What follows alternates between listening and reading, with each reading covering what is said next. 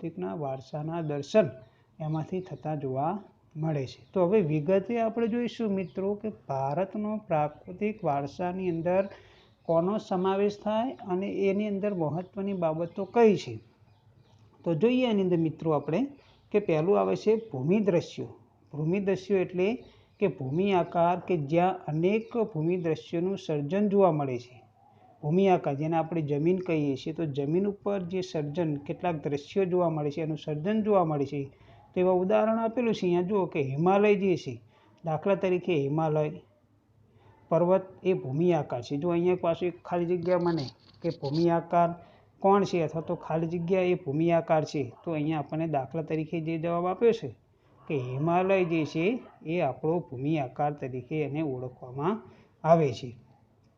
હિમાલયના અનેક પ્રકારની અંદર ઉપયોગી વનસ્પતિઓ છે। હવે હિમાલયની વાત કરીએ તો કે હિમાલયમાં તો એવું તો શું છે, તો કે હિમાલયની અંદર એવી ઉપયોગી એવી વનસ્પતિઓ આવેલી છે, ખનિજો છે, અવનવા પશુ પંખી અને શિખરો પણ બરફથી છવાયેલા જોવા મળે છે। એ શું છે એની અંદર કે હિમાલયની અંદર જુદા જુદા પ્રકારની એ આપણને ઔષધિઓ મળે છે, ખનિજો મળે છે, જુદા જુદા પ્રકારના પશુ પંખીઓ મળે છે અને એ બધી વસ્તુઓ શિખરો પણ ત્યાં બરફથી છવાયેલા જોવા મળે છે। તેમાંથી મોટી નદીઓ બારે માસ ભરપૂર પાણીથી સમૃદ્ધ છે। હિમાલયમાંથી જે નદીઓ વહે છે એ નદીઓ ભરપૂર પ્રમાણમાં પાણીથી એ છલકાયેલી એ નદીઓ એ આપણે ત્યાં એ વહે છે। તો એવી નદીઓ ત્યાં આપણને જોવા મળે છે। તરાઈના જંગલોમાં પણ ત્યાં એ આવેલા જોવા મળે છે। હિમાલયના અંદર શું હવે આવે છે જુઓ, એમાં હિમાલયમાં અમરનાથ, બદ્રીનાથ, કેદારનાથ જેવા યાત્રા સ્થળો પણ છે। પરીક્ષાની અંદર પૂછાય કે હિમાલયની અંદર કયા યાત્રા સ્થળો આવેલા છે, તો કે અમરનાથ, બદ્રીનાથ, કેદારનાથ। અહીંયા જે આપણને અંડરલાઈન કરીને દર્શાવવામાં આવેલું છે એ આપણા યાત્રાધામો એ હિમાલયની અંદર એ આવેલા જોવા મળે છે। સાથે સાથે આપણને નંદાદેવી જેવા શિખરો પણ આવેલા છે અને એ સિવાય ભૂમિ દ્રશ્યોમાં આપણને નંદાદેવી જેવા શિખરો પણ ત્યાં ભૂમિ દ્રશ્યોના રૂપમાં એ હિમાલયની અંદર જોવા મળે છે। તો પહેલી વાત જે આપણે કરી ભારતનો પ્રાકૃતિક વારસાની અંદર ભૂમિ દ્રશ્યો। હવે આવે છે નદીઓ।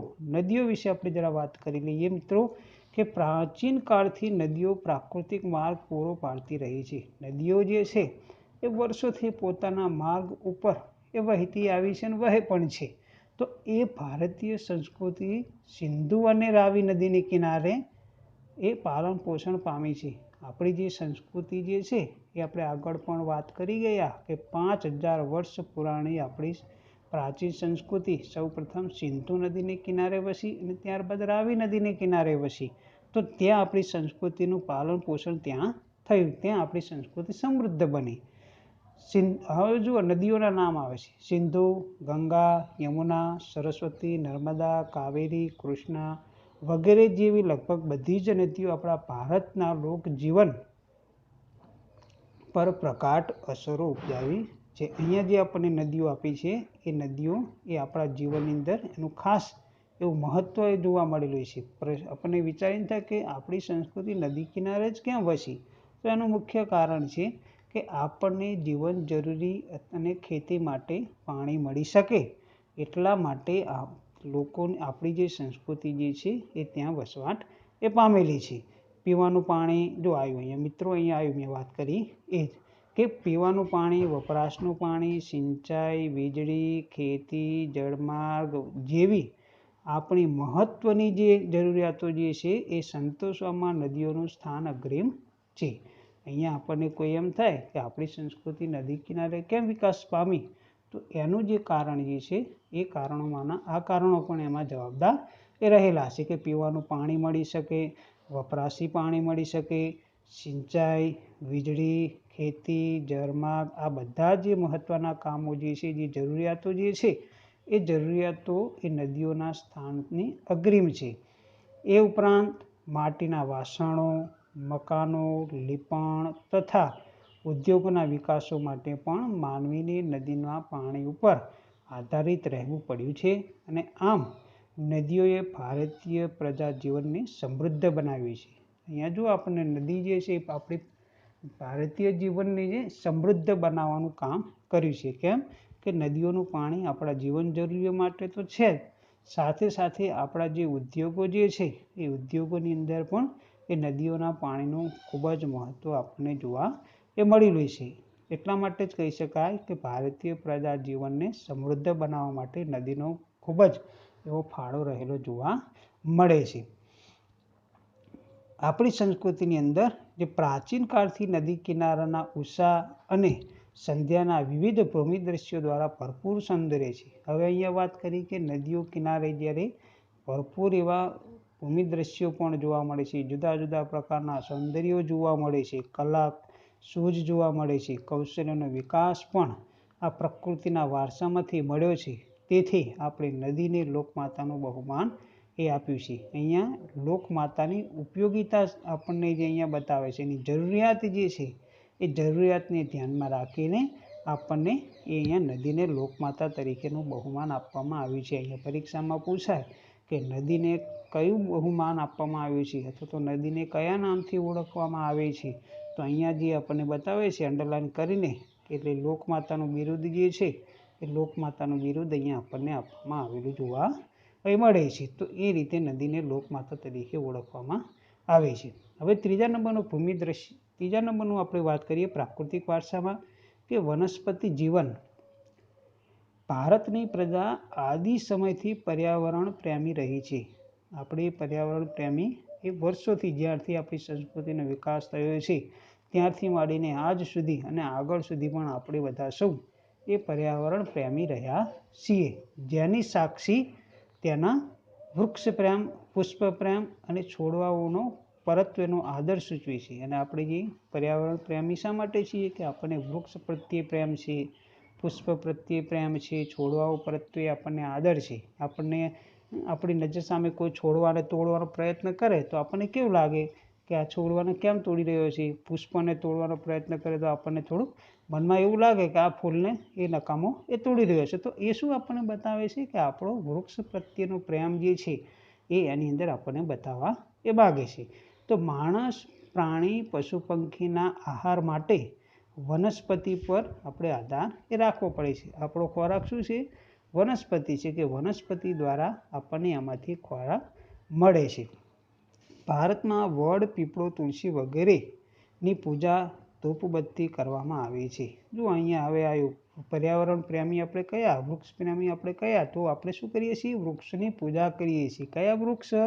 તો કે વડ, પીપળો, તુલસી, આ જે વૃક્ષો જે છે અહીંયા આપણને જે બતાવે છે એ વૃક્ષો જે છે એ વૃક્ષોની આપણે પૂજા કરીએ છીએ અને એની દીવાબત્તી, અગરબત્તી પણ આપણે કરતા હોઈએ છીએ. અને એના પરથી આપણને ખ્યાલ આવે કે આપણે એ પર્યાવરણ પ્રેમી છીએ. સાથે સાથે એક વ્રત પણ છે કે વટ સાવિત્રીનું જે વ્રત જે છે એ વ્રત જે છે વડની પૂજા કરીને કરવામાં આવે છે. વડ નામનું જે ઝાડ જે છે એને આપણે પૂજા તરીકે લઈએ છીએ. બહેનો જે વટ સાવિત્રીનું વ્રત જે કરે છે એ વ્રતમાં આ વડની પૂજા પણ આપણે કરીએ છીએ. એ સિવાય અનાજ, કઠોળ, તેલીબિયાના છોડ, ધન ધાન્યથી લહેરાતા ખેતરો, વન સમૃદ્ધિથી ભરેલા જંગલો અને ઔષધિઓ માટે પણ ઉપયોગી છોડવાઓને આપણા અતિ પ્રાચીન કાળથી જીવનને સમૃદ્ધ બનાવ્યું છે. શું કહેવા માંગે છે અહીંયા? કે આપણને વનસ્પતિની અંદરથી શું મળે છે? કઠોળ, તેલીબિયા છોડ મળે છે, જેમાંથી આપણે તેલ કાઢીએ છીએ. ધન ધાન્યના લહેરાતા ખેતરો કે જે આપણે ઘઉં, અનાજ, બાજરી, જુવાર આ બધા જે છે એ આપણને એમાંથી મળે છે. વન સમૃદ્ધિ, જંગલો પણ ભરપૂર પ્રમાણમાં આપણને કુદરત તરફથી મળેલા છે. સાથે સાથે એમાંથી આપણને ઔષધિઓ પણ મળી રહી છે કે જેનો ઉપયોગ આપણે દવા તરીકે પણ કરવામાં આવે છે. અને એટલા જ માટે અતિ પ્રાચીન કાળથી જીવનને સમૃદ્ધ બનાવ્યું છે. અહીંયા આગળ હવે આવશે કે હરડે, નિશિગંધા, આ જે આવ્યું એ દવાઓ માટે ઉપયોગમાં લેવામાં આવતા કેટલાક વનસ્પતિઓ છે. હરડે છે, આંબળા, બરડા, કુંવરપાઠું, અરડુસી, લીમડો વગેરે આપણે ઔષધિઓ તરીકે, તથા ફૂલની અંદર જોવા જઈએ તો મોગરો, ગુલાબ, કમળ, ડમરો, સૂરજમુખી, ચંપો, નિશિગંધા, જુઈ વગેરે જેવા પુષ્પોએ માનવ જીવનને ખૂબ જ સુગંધિત, સુવાસિત, સુંદર, નિરામય, સમૃદ્ધ બનાવી છે. આપણને વનસ્પતિઓની સાથે સાથે એવા પુષ્પ આપનારી વનસ્પતિઓ પણ આપણને આપી છે ભગવાને. અને એ જે વનસ્પતિઓમાંથી જે સુંદર ફૂલો જે આપણને મળે છે, એ ફૂલોની સુંદરતા, એની સુવાસિતા, એની નિરામયતાને કારણે આપણી સંસ્કૃતિ એ સમૃદ્ધ બની છે. ચોથા નંબરમાં આવે છે વન્યજીવન. વન્યજીવન એટલે કે જે આપણે પ્રાણીઓ કહીએ છીએ, જેમ આપણે માનવી પૃથ્વી પર જ રહીએ છીએ, એની સાથે સાથે કેટલાક પ્રાણીઓ પણ એ આપણા પૃથ્વી પર એ રહેતા છે. તો એ વન્યજીવો પણ એ આપણા માટે એક સમૃદ્ધિ છે, કુદરત તરફથી મળેલી એક પ્રકારની સમૃદ્ધિ છે, સંસ્કૃતિ છે. તો કે પ્રાચીન સમયથી ભારત પ્રકૃતિ પ્રેમી હોવાની સાથે સાથે પ્રાણી પ્રેમી પણ છે. જુઓ, અહીંયા કહેવા માગે છે કે આપણે વનસ્પતિ પ્રેમી, પ્રકૃતિ પ્રેમી તો છીએ જ, પણ સાથે સાથે પ્રાણી પ્રેમીઓ પણ આપણો ભારત દેશનો દરેક નાગરિક એ પ્રાણી પ્રેમી પણ એ છે. વાઘ, હવે એવા પ્રાણીઓમાં જુઓ, વાઘ, સિંહ, હાથી, ગેંડો, ચિત્તો, શિયાળ, રીંછ, હરણ, રોજ, સાબર, સસલા, અજગર, સાપ, નાગ, નોળિયો, ઘો, સાહોડી વગેરે જેવા અનેક જીવો આપણને જોવા મળે છે. આ જીવો તો છે જ, એ સિવાય બીજા ઘણા જીવો છે, પણ આ જે જીવો જે છે એ મુખ્ય જીવો છે કે જેનું આપણે જતન કરીએ છીએ. તો આ બધા જીવો આપણને વન્યજીવોની અંદર એનો સમાવેશ થાય છે. અહીંયા એક પ્રશ્ન આવ્યો મિત્રો કે વિશ્વમાં એશિયાઈ સિંહો માત્ર ગુજરાતના ગીરના જંગલોમાં જ જોવા મળે છે. પરીક્ષામાં પૂછાય કે વિશ્વની અંદર એશિયાઈ સિંહો ક્યાં જોવા મળે છે?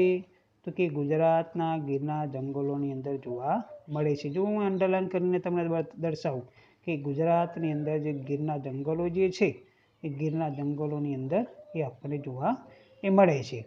આગળ જોઈએ મિત્રો આપણે કે આપણી ધાર્મિક માન્યતાઓમાં લોકોએ કેટલાક વન્યજીવોને વાઘ, મોર, મગર, ગરુડ વગેરેને દેવી દેવતાઓની અંદર પણ આપણે એને વાહન તરીકે સ્થાન આપ્યું છે. આપણે જોઈશે કે વાઘ જે છે એ અંબાજી માતા સવારી છે, મોર ઉપર છે સરસ્વતી માતા છે, મગર ને ખોડિયાર માતા છે, ગરુડ તો વિષ્ણુ ભગવાનની સવારી છે. એ સિવાય અન્ય દેવી દેવતાઓના પણ વાહન તરીકે એને સ્થાન મળેલું જોવા મળે છે.